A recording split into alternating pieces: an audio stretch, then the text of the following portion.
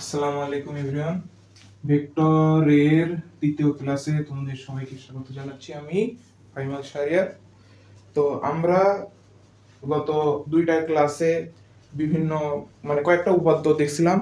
আজকে উপাদ্য বা লম্বাংশ লম্ব লম্বাংশ না সরি লম্ব উপাংশ দেখছিলাম। আজকে দেখব লম্বাংশ। লম্বাংশ উপপাদ্য। এই জিনিসগুলা স্টার্টিং এর জিনিসগুলা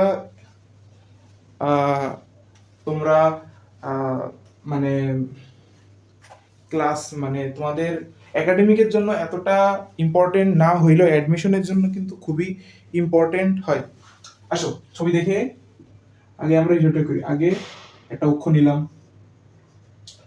ধরো এই যে এটা এক্স অক্ষ, ওয়াই অক্ষ, এটা 0 পয়েন্ট। এখান থেকে আমরা নিলাম দুইটা ভেক্টর, এই যে এটা হচ্ছে পি ভেক্টর, এটা হচ্ছে কিউ ভেক্টর, আর এদের লব্ধি হচ্ছে আমার আর ভেক্টর। ঠিক আছে, দিয়ে দিই আর ভেক্টর। এবার লম্বাংশটা হিসাব হবে কিভাবে?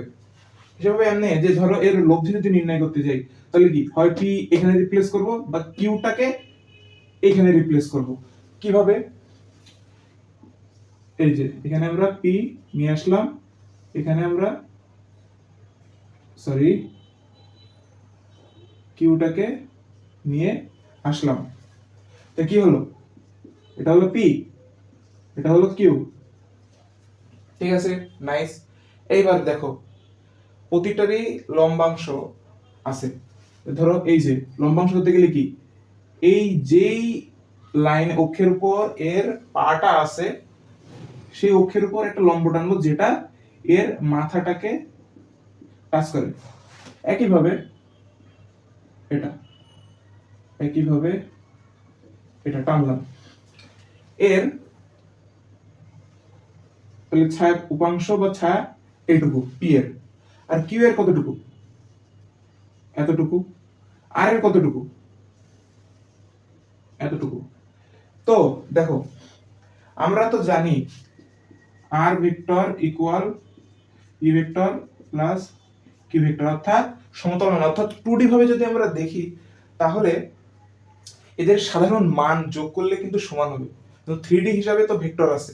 তো দেখো এখানে দেখো কিউ, এখানে কিউর আলাদা একটা ছায়া আছে। আবার এইখানে দেখো পি, এখানে আর এম আছে একটা আছে। তাহলে হয়েছে তো, এই পি প্লাস কিউ সমান আর বা কিউ প্লাস পি সমান আর, যেভাবে তুমি হিসাব করো। আর এইখানে যে এতটুকু আছে, এখানেও তো সেই ততটুকুই তো আছে, তাই না? তো এটাই হচ্ছে লম্বাংশের একটি চিত্র। তবে লম্বাংশ হিসাব কিভাবে হবে? লম্বাংশ হিসাব এমন ভাবে হবে যেন এর একটা দিক বরাবর, মানে কোনো একটা অক্ষে এর সবগুলোর অক্ষ থাকবে। অর্থাৎ আমরা যদি এক্স অক্ষে চিন্তা করি, তাহলে আমরা কত ক্লাসে শেষের লাস্টের দিকে, অর্থাৎ ক্লাস 2 এর লাস্টের দিকে আমরা দেখছি যে এক্স অক্ষে যে উপাংশের হিসাবে কি থাকে, থিটা থাকে। তাহলে এক্স ইকুয়াল কি, অবশ্যই আর cos থিটা। আর এটা অবশ্যই p cos theta plus q cos theta এর সমান, মানে এর দুইটা যোগফলের সমান। কেন? কারণ হচ্ছে এই দেখো p cos theta q cos theta যোগ যদি করি আর cos থিটা। বোঝা গেছে? এটা হলো সমীকরণ নাম্বার 1। এবার যদি দেখি আমরা y অক্ষে এই এই এই কি হলো, এইটুকু কিউ, এইটুকু পি, আর এইটুকু হচ্ছে আর আর তাহলে কি একই তো বিষয়। তাহলে কি এবার y অক্ষে হিসাব হলে কি আর sin theta equal p sin theta plus q sin theta. এটাকে দিলাম 2 নাম্বার ইকুয়েশন। এইবার আমাদের কি লম্বাংশ লম্ব উপাংশ এই সব কিছুই হিসাব করা হয় কিসের জন্য? মান নির্ণয় বা দিক নির্ণয়ের জন্য।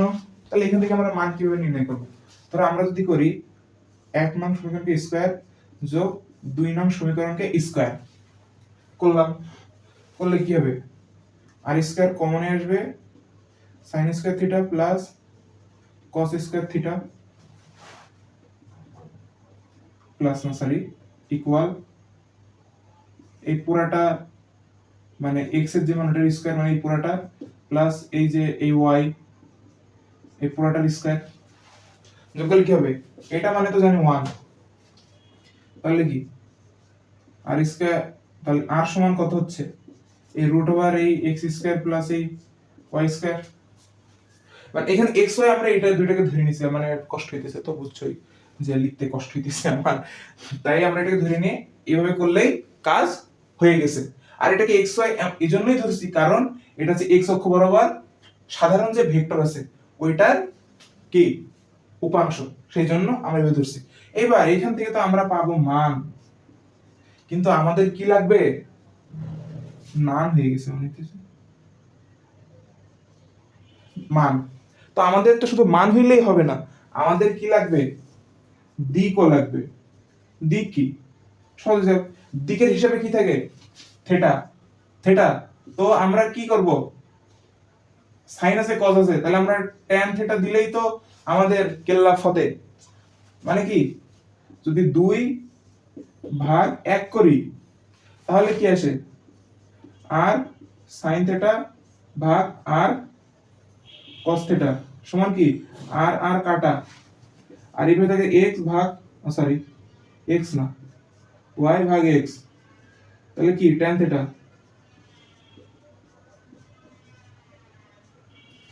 হইছে। এইভাবেই তো আমরা আমাদের দিকটা নির্ণয় করতে পারি। এখানে এটা রাখি, এভাবে আমরা দিকটা নির্ণয় করতে পারি। তার মানে তাহলে বোঝা গেছে ওই যে সরলরেখা, ম্যাথে সরলরেখায় যে দেখছো যে যে theta equal tan inverse y ভাগ x, এটা এই সকল হিসাব কিতাব করেই আসে। বোঝা গেছে? এখান থেকে আমরা পাবো এই যে এটার মানে লম্বাংশ যেসব বিষয় আছে সে সকল কিছুই লব্ধি প্লাস সে লব্ধির দিক,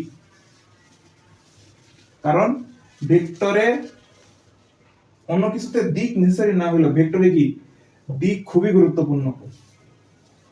কারণ তুমি কার দিকে, হয় পক্ষে নয় বিপক্ষে। পক্ষে এলে যদি আমি জিতে যাই তাহলে তো তুমিও জিতে যাও, যদি বিপক্ষে হয়ে যদি জিতে যাই হ্যাঁ তাহলে তো তোমার অবস্থা টাইট। আসো তারপরে যাই যে আমি তো দেখলাম দুইটা দিয়ে, কিন্তু ধরো তোমার তো দুইটা দিয়ে আসবে না, তোমার 3টা 4টা 5টা 6টা এমন দিয়ে, তখন কি করবে? তখন দেখো তখন বিষয়টা আরো মজাদার। তো অত শত না বুঝে তোমরা তো সূত্রটা ভালোভাবে জেনে রাখো, বাস এতেই শান্তি। অক্ষরটা কি এক্স দিকে ওয়াই, তো আমার কাছে ধরো 3টা বা 4টা, 4টা নিয়ে করি সমস্যা নেই। এটা ধরো পি ভেক্টর, এটা ধরো কিউ ভেক্টর, এটা হচ্ছে আর ভেক্টর, আর এটা উঠে দিয়ে এটা এস ভেক্টর। এইবার এস ভেক্টর 4টা ভেক্টর আসলো। এইবার এর একটা লব্ধি আছে, এই লব্ধিটা হচ্ছে তোমার এই টি, বা কালারফুল গুলা খুবই সুন্দর দেখায়, টি ভেক্টর। তো এবার এইখানে আমরা হিসাব করব কিভাবে?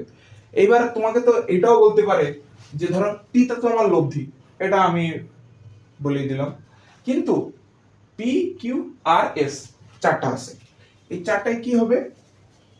4টার লব্ধি নির্ণয় করতে বলছে। আমি তো ফার্স্ট ক্লাসে তো দেখছিলাম যে ঘুরে পেঁচায় সামান্তরিক দিয়ে করা যায়, কিন্তু তোমাকে ডিরেক্ট বলছে, কারণ অ্যাডমিশন টাইমে যখন তুমি করবে তখন তোমার ডিরেক্ট হচ্ছে অ্যান্সারটা চাই, তখন যত শর্টকাটে করা যায় যত টাইম বাঁচানো যায় সেটাই করতে হয়, কিন্তু এইখানে তো সেটা তোমার হচ্ছে না বাবা। তো কি করবে, একেবারে ডিরেক্ট অ্যান্সার বের করার উপায় হচ্ছে অত না বুঝে ডিরেক্ট লম্বাংশ দিয়ে দিবা। লম্বাংশে কি হবে, এক্স অক্ষ বরাবর আসবে একটা লম্বাংশ, ওয়াই অক্ষ বরাবর আসবে একটা লম্বাংশ।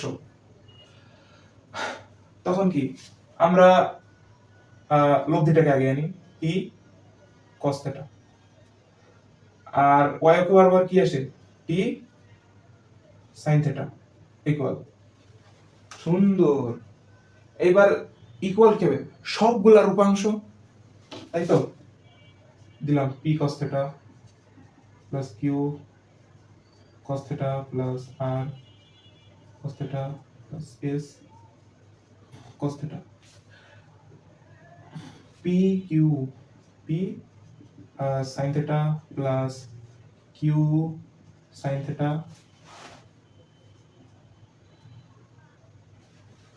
না সরি এখানে থিটা না,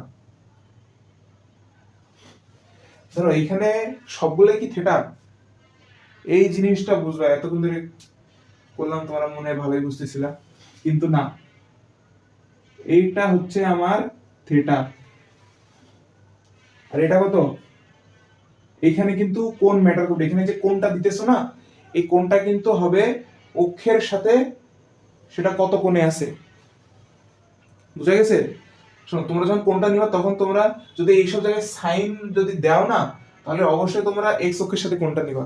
তাহলে ধরুন এটা থিটা 1, এই কিউ থিটা 2, এই আর থিটা 3, আর এই এস থিটা 4, বুঝা গেছে?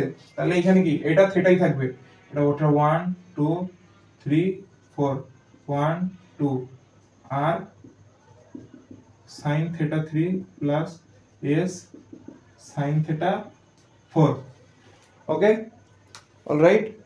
এবার কি, এটা ধরো আমার 1, এটা ধরো আমার 2, এবার 1 কে বর্গ যোগ 2 কে বর্গ, শেষ। মজার ব্যাপার, করলে কি বের হবে আমার মান, এবার কত 2 ভাগ 1 যদি করি তাহলে আমার বের হবে কি দিক। খুবই সহজ না?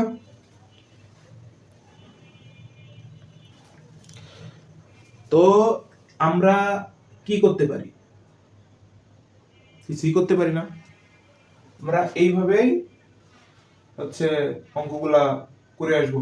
অর্থাৎ এটার বেসিক সূত্র মানে মেইন সূত্র কি আসে, মেইন সূত্র এমন আসে যে x যখন হিসাব হবে তখন আগে আসবে লব্ধি, লব্ধি যেটা আছে সেটার cos থিটা আসবে, ইকুয়ালে আসবে সকলগুলোই p cos theta 1 plus q cos theta 2 plus, যদি ধরো 20-25টাও যদি থাকে পারবা না, সহজ তো, y ঠিক এমন একই ভাবে theta plus p sin theta 1 plus q sin theta 2 plus dot dot dot, এমন এমন যদি 100টাও যদি 20-25 তো কম, 100টাও যদি থাকে তাহলে কি পারা যাবে না, কারণ সবগুলা তো সেমই অঙ্ক।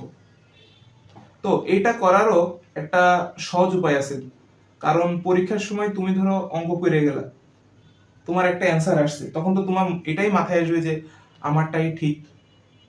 এটা হচ্ছে সাধারণ মানুষ যা করে আসলে, কিন্তু সেটা যে ঠিক, সত্যিকার অর্থেই যে ঠিক, এইটা মানে নিজেকেও তো মনে বুঝ দিতে হবে, বিষয়টা এমন। তো সেই জন্য তোমরা ক্যালকুলেটরে দেখবা আছে, ইসে অনেক ক্যালকুলেটর সেক্স আছে, তো সেখানে ধরো কমপ্লেক্স মোডে যে তোমরা দিবা ধরো আর না, এই দেখো তোমরা দিবা কি পি, পি ওখানে অ্যাঙ্গেল আছে, angle theta 1 plus Q angle theta 2 plus আর angle theta 3, dot dot dot dot. এবার এইটা এই যে এই জিনিসটা টাইপ করার পরে তোমরা দেখবে একটা সলিউশন আসতেছে, ওইটা আসবে a প্লাস বি আই এই আকারে আসবে। তো এবার ওইটাকে যদি তোমরা কনভার্ট করো আর অ্যাঙ্গেল থিটা এই আকারে, মানে সবই ক্যালকুলেটর ফাংশনে আছে, তাহলে তোমরা ডিরেক্ট অ্যান্সারটা পেয়ে যাবে। বোঝা গেছে? আর এবার আসো আরেকটা জিনিস দেখাই। তাহলে কি লম্বাংশ পারা যাবে না? লম্বাংশ তো খুবই সোজা।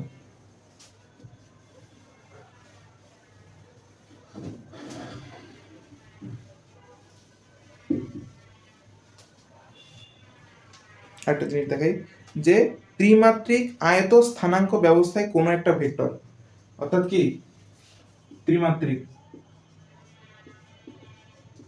ত্রিমাত্রিক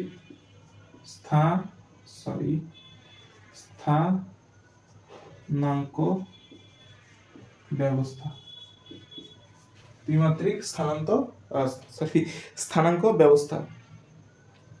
ধরো একটা ভেক্টর আছে, শোনো আমরা দ্বিমাত্রিকে সবসময় হিসাব করি কি, দ্বিমাত্রিকে না, এই যে দ্বিমাত্রিক হয় সে উপরের দিকে যাবে না হয় পাশের দিকে যাবে, তাই না? তো সেটা কি এক্স ওয়াই অক্ষ।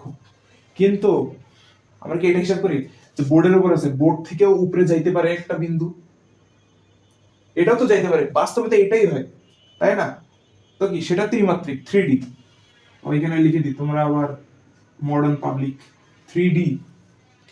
তো 3D কি হবে, এই বরাবর আসে এই জেড, যাই হোক জেডটা বড় হয়ে গেছে। তো এই স্থানাঙ্ক ব্যবস্থা একটা ভেক্টরকে আমরা কি দিয়ে প্রকাশ করব, এ একটা ভেক্টর আছে, এটার মানে কি এটার মান দিয়েছে ধরো x i cap plus y j cap plus z k cap. i j k এইসব দ্বারা বোঝায় কি, i ক্যাপ যদি থাকে তাহলে সেটা x অক্ষে নড়াচড়া বা x অক্ষে অবস্থান, j ক্যাপ যদি থাকে তাহলে সেটা y অক্ষে নড়াচড়া বা y অক্ষে অবস্থান, আর যদি কে ক্যাপ থাকে তাহলে সেটা জেড অক্ষে নড়াচড়া বা জেড অক্ষে তার যে অবস্থানগুলো আছে সেটা নির্দেশ করে। তাহলে এইখানে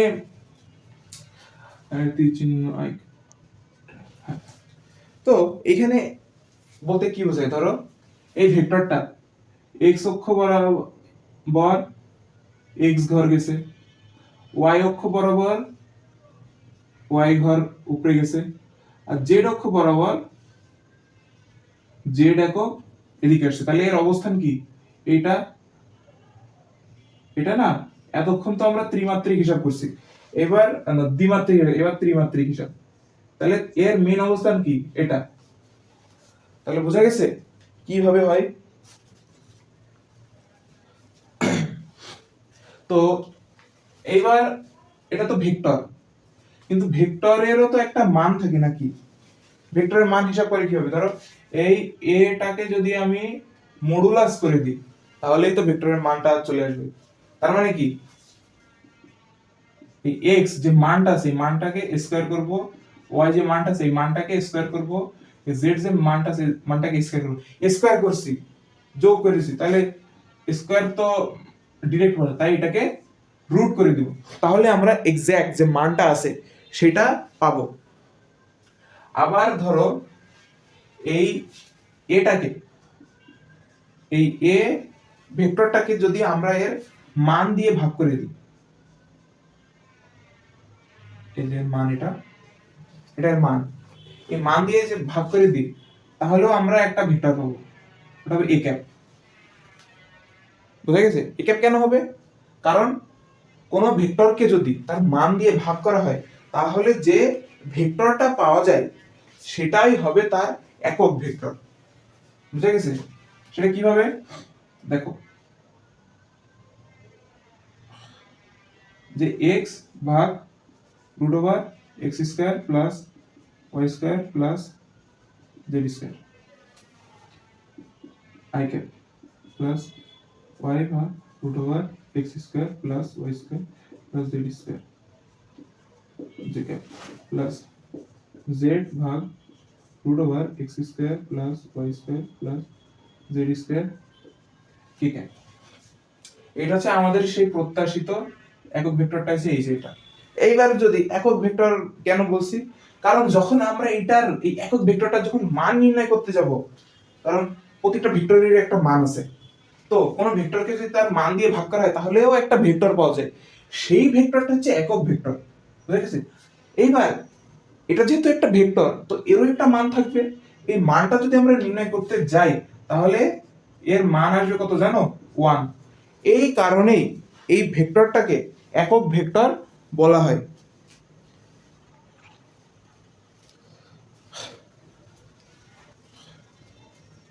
তাহলে সবাই আশা করি বুঝে গেছো। আর এখানে তোমাদের করার মতো অনেকই টপিক গেছে, তাই ক্লাস 3 এর উপর আলাদা একটা প্র্যাকটিস ক্লাস হবে। আগে 2টা ক্লাসে হয়েছিল, এবার একটা ক্লাসেই একটা প্র্যাকটিস ক্লাস হবে। তো দেখো সবাই প্র্যাকটিস ক্লাসটা করো। আর ওইটাই বড় ভাইকে লাইক কমেন্ট শেয়ার সাবস্ক্রাইব করে দিও, কারণ money is a big problem.